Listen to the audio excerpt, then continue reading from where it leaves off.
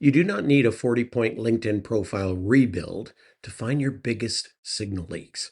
You need 10 minutes, 7 checks, and the willingness to look at your profile the way someone else might see it.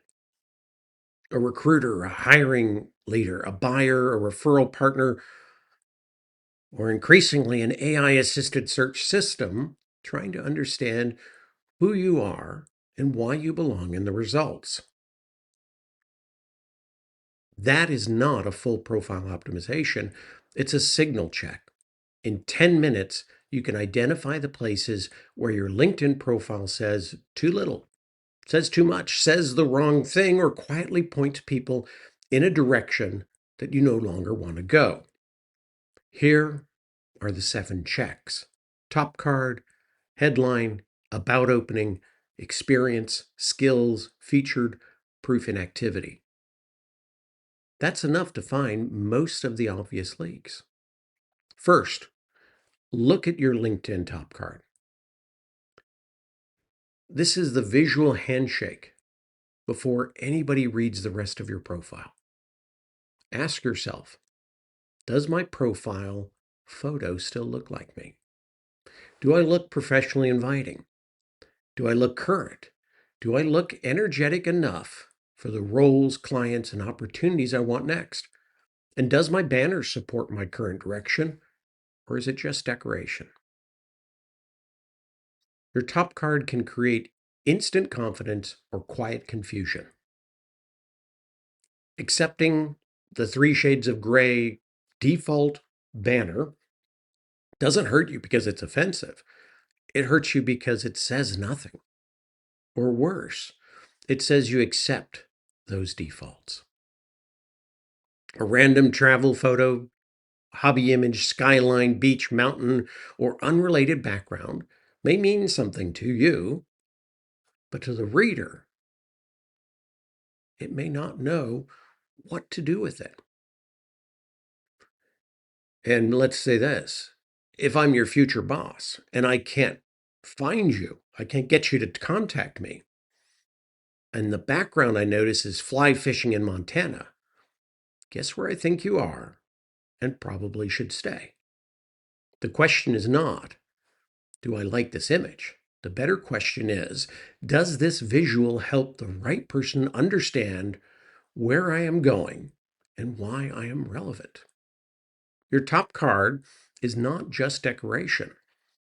It's the first trust check in the process.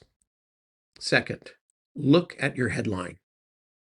Do not ask, does this sound good? Because it probably does to you. Ask, would the right person understand what I want to be found for? A weak headline usually has labels, adjectives, and disconnected keywords. Something like growth leader, strategic thinker, team builder, problem solver. That might sound nice, but it doesn't tell us enough. What kind of growth, for whom, through what kind of work, towards what outcome? Those are the things we want to know. Your headline should help the reader understand your role, your audience, your work, your outcome, and have some proof direction.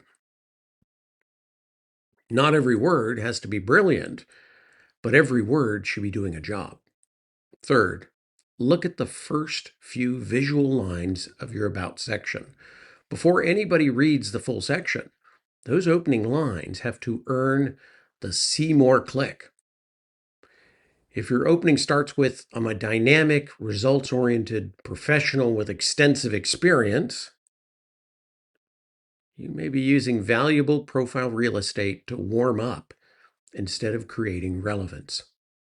Signal what problems you solve, who you solve it for, why it matters, and why the reader should keep reading.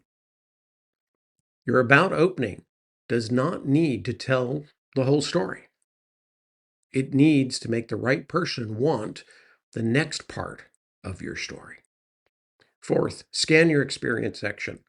Ask this, do the first few roles support the same direction your top card, headline, About section are pointing towards? This is where many profiles quietly leak signal. The headline says transformation, the about section says executive leadership, but the experience section reads like a task archive from 6 roles ago. If your current direction is sales transformation, then your experience section should not just say you managed teams, attended meetings, owned systems, supported initiatives. It should show transformation. What changed? What was messy? What did you improve? What scale did you operate in? What business problems did you help solve? Your experience section does not need to list every responsibility. It needs to support the professional direction you want to be understood for now. Fifth, you got to check your skills.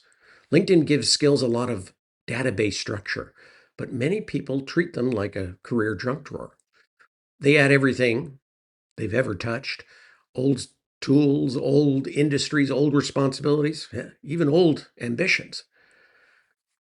That can confuse your signal. Skills should support your current direction, not just document your entire professional past. Look at your top skills and ask, do these support what I want to be found for now? Do they support the role, audience, and problems I want to be connected to within my profile? Would a recruiter, buyer, referral partner, or AI assisted discovery system see a coherent pattern? This is not about deleting your whole history. It's about making sure the strongest signals are the right ones. Sixth, check your featured section. This is one of the easiest places to strengthen trust and one of the easiest places to accidentally create confusion. Your featured section should prove what your profile claims. If your profile says you're a thought leader, show thought leadership in the featured section. If it says you help executives navigate change, show evidence of that work. If it says you speak, train, advise, write, lead, build, sell, transform, or guide, the featured section should make that easier to believe. A stale PDF, an old promotion, a random post, an outdated link can weaken the story. Ask, does my featured section support where I'm going? Or is it just a scrapbook of what used to matter? Seventh, look for proof and activity, not just claims, proof. And this matters even more if your work doesn't come with easy dollar amounts, growth percentages, or sales numbers. It's not always that simple. Proof can be numbers, but it can also be scale, stake, complexity, risk, speed, audience, adoption, before and after movement, or the difficulty of the environment. So, if you do not have $1.2 billion in pipeline, 40% improvement, 6,000 sellers, you may still have a high risk launch, a messy stakeholder map, a regulated environment, a cross functional turnaround, a team that had to adopt a new way of working, a customer problem that had to be solved under pressure, a process that had to become clearer, faster, safer, and more trusted. The point is not to inflate. The point is to make your value easier to verify.